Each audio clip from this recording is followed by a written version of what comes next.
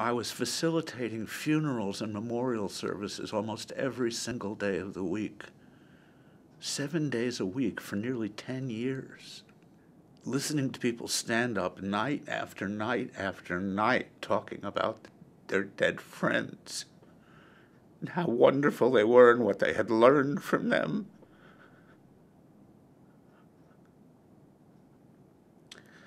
And in the midst of all that death, a community rose up. Something happened.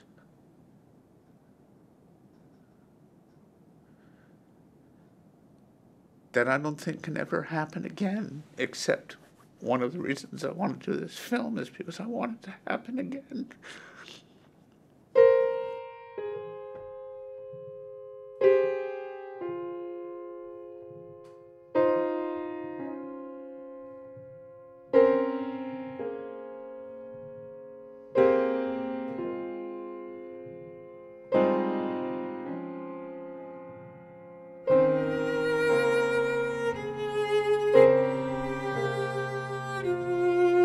I decided that it was time to get the HIV test. So I went with one of my pretty good friends to get tested at the university clinic.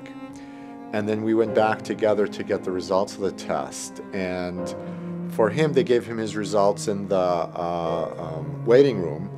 And for me, they said they needed for me to come in and talk to them. So I knew something was up. And the results were positive, that I was HIV positive. I've been positive since the early 1980s. That's an assumption. I was tested in 1991 and found out I was positive in 1991. But my doctor and I figured out that because of the kind of sex life that I had, the sexual life that I led, which was, I don't even know if there's a word for it, promiscuous, it doesn't cut it. And then I went to see my doctor soon after that, and he basically told me, well, you know, you've got like 2 to 3 years to live, there's no real treatments for it, and the best we could do is make you comfortable, which was a real shocker and surprise for me. And then after 1983, when I engaged in very little sex because I understood that people were dying from this sexually transmitted disease, and the sex that I did engage in was perfectly safe. There was no exchange of body fluids. That I've probably been positive since the early 80s or even the late 70s. And then in 1995, I was diagnosed with AIDS.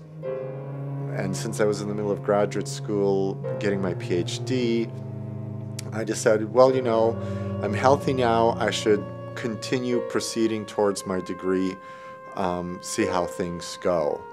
But I did go search out support groups, and there were like secular ones and religious ones.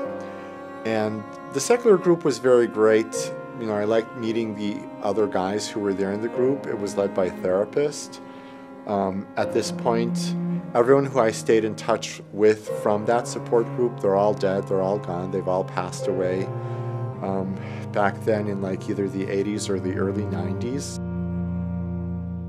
There were many, many others during the period of the late 80s, and at one point I had kept a list of all the people that I knew who had died, and I had another list of all the people I knew who were living with AIDS. And I went to move one of the names from the list of the living to those who had died, and it was such a painful experience. I couldn't even keep those lists anymore.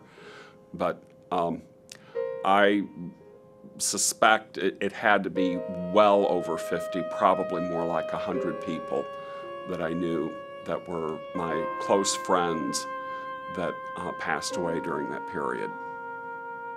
It was a time of thick darkness, and it was a time of powerful light.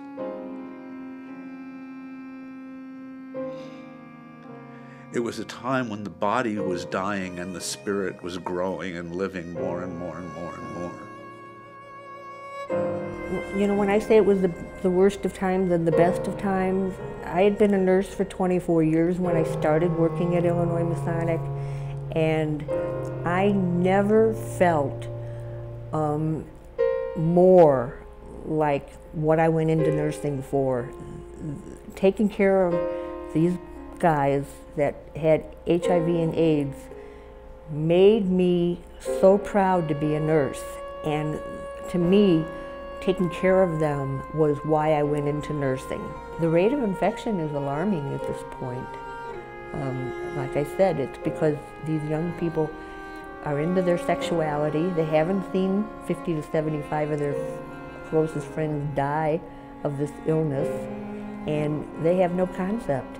The infection rate of queer youth is absolutely outrageous and unacceptable. It's enormous. And part of the reason it's so enormous is because they don't have this history. They don't know what happened in the 1980s and the 1990s. Doug was one of my other roommates that I took care of. And when Doug died, it was a very difficult period. And finally, about a year later, I started bouncing back. And as I did, I so vividly remember there was this one point where I was in the car and asking, some really good things had just started to happen, and I'm asking myself, why couldn't this have happened sooner? And it was as if there was someone sitting there with me that said, you weren't ready for it, and you've always been taken care of, haven't you? And I knew in that moment what real grace meant. And I hope that's what can keep me going. That's what I can keep my spirit focused on.